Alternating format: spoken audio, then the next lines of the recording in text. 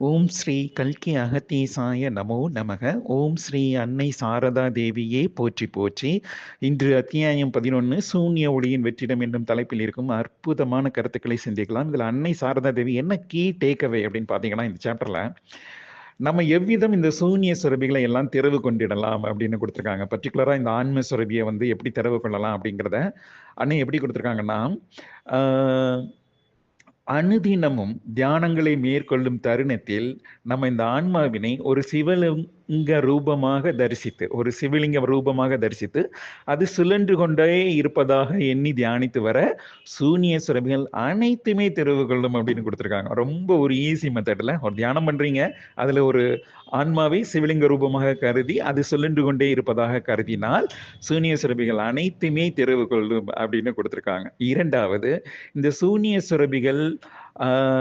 சுரபிகளை நாம் எவ்விதம் தெரிவு கொள்ளலாம் அப்படிங்கிறது இன்னொரு சின்ன பிராக்டிஸ் மெத்தடாகவும் கொடுத்துருக்காங்க. அது என்னன்னு பார்த்தீங்கன்னா, நமது மூளையில் பல்வேறு மின்னல்கள் உருவாவதனை எண்ணியே தியானித்து வாருங்கள் அப்படின்னு சொல்லியிருக்காங்க. எப்படி மின்னல் உருவாகிறது அப்படின்னா, இப்போ நம்ம படத்துல கூட பார்க்க முடியும். மின்னல் முரளி அப்படின்னு ஒரு மலையாள படம், தமிழ்ல கூட டப்பிங்ல இருக்கு. வீரன் அப்படின்னு ஒரு தமிழ் படம், அது வந்து ஹிப்காப் தமிழா நடிச்சிருப்பாரு. இந்த 2 படத்துலையுமே என்ன ஆகும்னா, இந்த 2 ஹீரோஸுமே மின்னலால தாக்கப்பட்டுருவாங்க. மின்னலால தாக்கப்பட்ட உடனே அவங்களுக்கு ஒரு சில அப்நார்மல் பவர்ஸ் வந்து அந்த சூப்பர் ஹீரோஸ் மாதிரி அவங்களுக்கு பவர் கிடைச்சிரும். ஸோ அதை பேஸ் பண்ணி தான் அந்த படங்கள் வந்து உருவாயிருக்கும். ஸோ இதே தான் நமக்கு வந்து உள்மூளையில வந்து பல்வேறு மின்னல்களை தியானிக்க நேரத்துல நம்மளே சூட்சுமமாக கூட உருவாக்கலாம் அப்படின்னு சொல்றாங்க. தியானிக்கும் போது ஒரு மின்னல் உருவாவதனை நீங்கள் கண்ணுற்றால் என்ன ஆகும் அப்படின்னா, சூன்ய சுரபியிலிருந்து அந்த ஒளியானது வெளிப்பட்டு குருதியோடு கலப்புறும். அந்த குருதியோடு கலப்புற நேரத்துல என்ன ஆகும், அந்த குருதி வந்து தன்னுடைய நீர்த்த தன்மையை அடைந்துவிடும். எப்படி நீர்த்த தன்மை அடைஞ்சுவிடும்னா, இந்த மின்னல் வந்து வெட்டுறதுனால குருதியோட வெப்பநிலை அதிகமாகி குருதி வந்து நீர்த்து சற்றே வற்றிவிடும். அதுக்கப்புறம் மறுபடி கொஞ்ச நேரம் கழிச்சு மறுபடி ஏறும். மறுபடியும் நீங்க இதை ப்ராக்டிஸ் பண்ணீங்கன்னா மறுபடி குருதியானது தனது இறுகிய தன்மையிலிருந்து இலகிய தன்மை அடையும். அதாவது பல்வேறு மின்னல்கள் உருவாவதனை கண்டுணர்ந்தால் இந்த மாதிரி பண்ண முடியும் அப்படின்னு சொல்லியிருக்காங்க.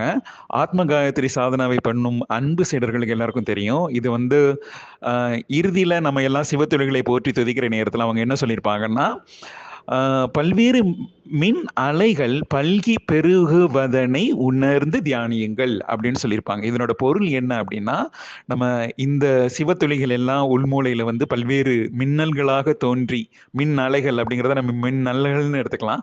மின்னல்களா நான் அப்படிதான் ப்ராக்டிஸ் பண்றேன். Maybe I am wrong. So நான் என்ன பண்றேங்கிறத உங்களுக்கு சொல்றேன். இதை நீங்க ஏற்றுக்கணும்னு அவசியம் இல்லை. பட் இட்ஸ் ஷேரிங் தான். ஷேரிங் இஸ் கேரிங் தான். உங்களுக்கு ஏற்புடையதா இருந்தால் எடுத்துக்கலாம், இல்லைன்னா விட்டுலாம். பல்வேறு மின் அலைகள் சிரசினில் பல்கி பெருகி பாய்வதனை நம்ம உணர்ந்து கொள்ளலாம். அதே நேரத்தில் நம்ம என்ன பண்ணணும், குருதியானது நீர்த்து மேலேற்றம் காண்பதாக கற்பனை செய்து கொள்ளுங்கள் அப்படின்னே கொடுத்துருப்பாங்க. ஸோ இதுதான் சாப்டர் 11க்கும் இந்த ஆத்ம காயத்ரி சாதனாவும் ஒன்றுக்கு ஒன்று தொடர்புடையது அப்படிங்கிறத நம்ம லிங்க் பண்ணுறோம். சரிங்களா? இரண்டாவது, அன்னை ஸ்டார்டிங்கில் என்ன சொல்கிறாங்கன்னா, இந்த சூனிய சுரபிகள் திறவு கொண்டால் நம்ம வந்து புற உணவுகள் ஏற்பது குன்றிவிடும். அதுக்கப்புறம் புற வாழ்வினில் வந்து போராட்டங்கள் குன்றிவிடும். அப்புறம் யாரையும் எடை போடும் தன்மை இருக்காது. அப்புறம் வந்து சிரசானது பல்வேறு பதிவு பொருட்களை துறப்பதினால், அதாவது எல்லா பதிவு பொருட்களையும் துறந்து குருதியானது மேலேறினால் தானே இந்த சூனிய சுரபிகள் எல்லாம் தெரிவு கொள்ளும். அப்போ சூனிய சுரபி வந்து ஒரு இறகு மாதிரி, பறவையின் இறகு மாதிரி ஆயிரும் அப்படின்னு சொல்லியிருக்காங்க. நான் கூட இடையில ஒரு கொஸ்டின் கேட்டிருந்தேன்ல, ஏன் வந்து ஆண்டாள் கையிலையும் மீனாட்சி அம்மன் கையிலையும் கிளி இருக்குது, ஏன் வந்து அருணகிரிநாதரை முருகப்பெருமான் கிளியாக மாற்றினார்? அந்த திருவண்ணாமலையில கிளி கோபுரம் இருக்கு இல்லையா, அதுல வந்து அருணகிரிநாதர் கிளியாக இருப்பதாக ஒரு ஐதீகம் இருக்கு. ஸோ அது ஏன் அப்படின்னு ஒரு கொஸ்டின் கேட்டிருந்தேன்ல, ஸோ அந்த கொஸ்டினுக்கு இங்க ஆன்சரும் லைட்டாக இருக்கின்றது. ரெண்டாவது ஒரு முக்கியமான கொஸ்டின் வந்து இப்போ வந்து கொஸ்டின் மோடுக்கு வந்துடலாம். ஏன்னா தன்னை உணர தனக்கொரு அழிவில்லை, தன்னை உணராமல் தானே கெடுகின்றார், தன்னை அறியும் அறிவை அறிந்த பின் தன்னையே அர்ச்சிக்க தான் இருந்தேனே அப்படின்னு திருமலரையா சொல்றாருல்ல. ஸோ அப்போ நம்ம வந்து முதல்ல நான் யார் அப்படிங்கிறத தெரிஞ்சுக்கணும். நான் யார் அப்படிங்கிறத தெரிஞ்சுக்கிறேன்னா உங்களுடைய சுயத்தை முதல்ல இழக்கணும்னு சொல்றாங்க. சுயத்தினை இழத்தல் என்பது அகங்கார பதிவுகளை இழத்தலையே குறிக்கின்றது. நான் இன்னும் அகங்கார பதிவுகள் தானே நமது உடலாக இருக்கின்றது. இன்னும் என்கிட்ட கேட்டீங்கன்னா, நான் யார் அப்படின்னு கேட்டீங்கன்னா, நான் ஒரு உடலும் அல்ல, ஒரு உயிரும் அல்ல, ஒரு ஆன்மாவும் அல்ல. அப்ப நான் யார் அப்படிங்கிற கொஸ்டின் உங்ககிட்ட கேட்கிறேன். 2வது சுயத்தினை இழத்தல் என்பது அகங்காரத்தினை துரத்தல், நான் என்கின்ற அகங்காரத்தினை துரத்தல் அப்படின்னு வெளிப்படையாக ஒரு பொருள் வருதாலும் கொடுத்தாலும் ஆக்சுவலா அன்னை வந்து சுயத்தினை வந்து உணர சொல்றாங்க. அது வந்து அடுத்த சாப்டர்ல சொல்வேன்னு சொல்லியிருக்காங்க. So keep your fingers crossed, how you can identify your self. For example, நான் யாருன்னு எனக்கே தெரியாதுல்ல. இப்போ என்னால என்னோட பொண்ணோட முகத்தை வந்து ஞாபகம் வருது, என்னோட மனைவி, அம்மா, யாரோட நண்பர்கள் யாரோட முகம் கூட எனக்கு ஞாபகம் வருது. ஆனா என்னோட முகம் எனக்கு ஞாபகம் வரவே மாட்டேங்குது. இது எனக்கு மட்டும்தான் நடக்குதா, இல்ல உங்களுக்கும் நடக்குதான்னு சொல்லுங்க. என்னோட முகத்தை நான் எவ்வளவு ஞாபகப்படுத்தி பார்த்தாலும் அட்லீஸ்ட் ஒரு நாளைக்கு ஒரு தடவையாவது கண்ணாடி பார்க்கறேன்னு நினைக்கிறேன். ஆஸ் எ மேல், மேபி ஃபீமேல்ஸ் வந்து நிறைய டைம் கண்ணாடி பார்ப்பீங்களா என்னவோ எனக்கு தெரியாது. ஆனா நான் அட்லீஸ்ட் ஒன் டைமாவது என்னோட முகத்தை கண்ணாடியில பார்க்கறேன். என்னோட வயசு இப்போ 47 வயசுல தினமுமே ஒரு டைம் பார்த்திருந்தா கூட நான் கோடிக்கணக்கான, இந்த டைம் லட்சக்கணக்கான தடவைகள் நான் என்னுடைய முகத்தை கண்ணாடியில் பார்த்திருக்க கூடும். ஆனா என்னோட முகம் ஏன் எனக்கு ஞாபகத்துக்கு வர மாட்டேங்குது? அப்போ நான் யார் என்பது எப்படி நம்மை நாமே உணர்ந்து நம்மை முதல்ல மாற்றி அமைப்பது அப்படிங்கிறது தான் இப்போ இன்னைக்கு கொஸ்டின் உங்களுக்கு. ஸோ அன்னை வந்து அகங்கார பதிவுகளை இழத்தல் அப்படின்னு கொடுத்திருந்தாலும் அதற்கு பின்னாடி ஒரு சூட்சும கருத்துக்கள் இருக்கின்றது.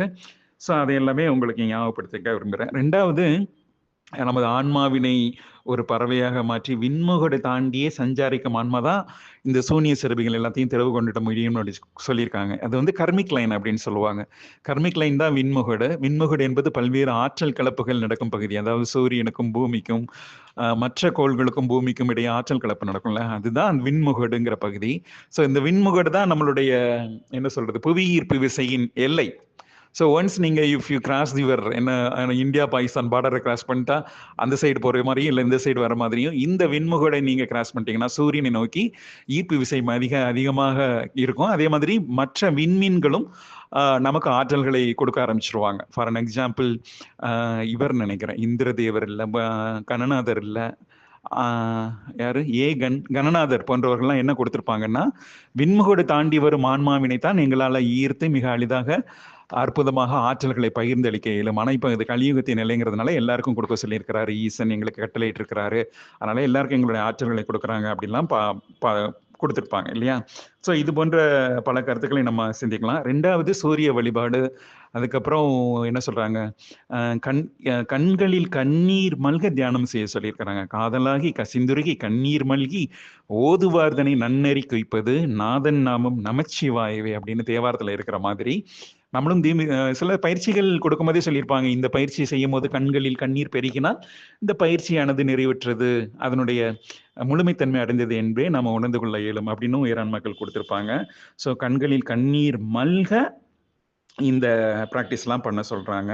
ஸோ உயர்நிலைகளை அடைஞ்சிட்டோம்னா அதுக்கப்புறம் போராட்டங்கள் உதிக்காது, யாரையும் காப்பாற்றணும்னு கூட எண்ணம் கூட உதிக்காதான். அகத்தியருக்கு ஹெல்ப் பண்ணணும், யுகமாற்றத்துக்கு வந்திருக்கோம் அப்படிங்கிற எண்ணம் கூட உதிக்காது. பச்சற்று வாழ்ந்திருக்கிற ஒரு பரதேசி மாதிரின்னு வச்சுக்கிங்களேன். பரதேசி அப்படின்னா பிச்சைக்காரன் என்கிற பொருள் அல்ல, பல தேசங்களை விண்ணுலகில் கடந்தவர் என்றே பொருள் வரும். பல தேசங்களை, பரதேசினா இங்க மாதிரி சுற்றி திரியுற மாதிரி விண்ணுலகிலும் நமது ஆன்மா சுற்றி தெரியணும் அப்படிங்கிறத தான் அன்னை சூட்சமமாக இந்த சாப்டர்ல கொடுத்துருக்காங்க.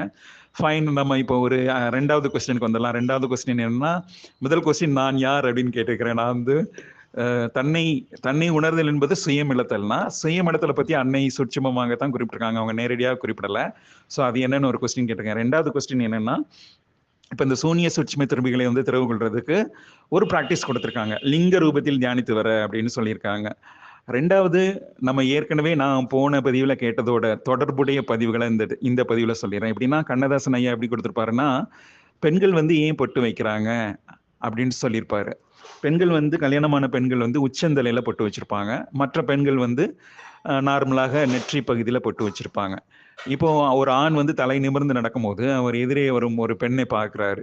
அந்த பெண்ணை பார்க்கும்போது அவங்க உச்சந்தலையில, அதாவது நெற்றி வகுடு பகுதியில் பொட்டு வச்சிருந்தா அவங்களுக்கு கல்யாணம் ஆயிடுச்சு அப்படின்னு தெரிந்து அவர்கள் மீது தீய எண்ணங்கள் கொள்ளாது அந்த ஆண் விலகி சென்று விட வேண்டும் அப்படின்னு தான் கண்ணதாசன் ஐயா கொடுத்திருப்பாரு. அதே நேரத்தில் ஒரு பெண் வந்து தலை குனிந்து நடக்கணும். தலை குனிந்து நடக்கும்போது அவங்க காலில் இருக்க மெட்டி வந்து தனக்கு திருமணமாகிவிட்டது என்பதை உணர்த்தி கொண்டே இருக்கும் அப்படின்னு சொல்லியிருப்பாங்க. ஸோ இது ஒரு பெண்ணடிமைத்தன்மையை குறிக்குது. ஆனால் நான் ஓமனில் ஒர்க் பண்ணும்போது என்ன நடக்கும்னா, இது அப்படியே ரிவர்ஸில் நடக்கும். குரானில் முகமது நபிகள் என்ன சொல்லியிருப்பார் அப்படின்னா, பெண்களை பார்த்தால் வந்து ஆண்கள் வந்து தனது பார்வையை தாழ்த்தி கொள்ள வேண்டும் அப்படின்னு கொடுத்துருப்பாரு. ஸோ இதை நான் எக்ஸ்பீரியன்ஸ் பண்ண ஸ்டூடெண்ட்ஸ் வந்து லேடிஸ் கேர்ள்ஸ் ஸ்டூடெண்ட்ஸ் வந்தாச்சுன்னா அவங்க எல்லாம் ஓரமாக ஒதுங்கி நின்றுவாங்க. பார்வை முகத்தை வந்து தலைகீழ முகத்தை வந்து பூமியை நோக்கி திருப்பிக் கொள்வார்கள். ஸோ பெண்கள் வந்து நேராக நிமிர்ந்து நடப்பாங்க. ஸோ இது இங்கே அப்படியே அங்கே ரிவர்ஸில் இருக்குது. நம்ம இங்கே பெண்கள் வந்து பொட்டு வைக்கின்ற அந்த நெற்றி பகுதியில் நம்ம வந்து ஆக்சுவலாக சில சின்ன ப்ராக்டிசஸ் செஞ்சு தினமுமே இப்போ நான் வந்து தினமுமே பொட்டு வைக்கிறேன். லாஸ்ட் 1 or 2 இயர்ஸ் நான் தினமுமே நெற்றி பகுதியில் பொட்டு வச்சு ஒரு குறிப்பிட்ட ப்ராக்டிஸை செய்யும் போது நமது சூனிய சுரபிகள் திறவு கொண்டிடும். ஸோ அது எவ்விதம் என்று உங்களை நான் கேட்கின்றேன். ஏன்னா யாரெல்லாம் கொஸ்டின்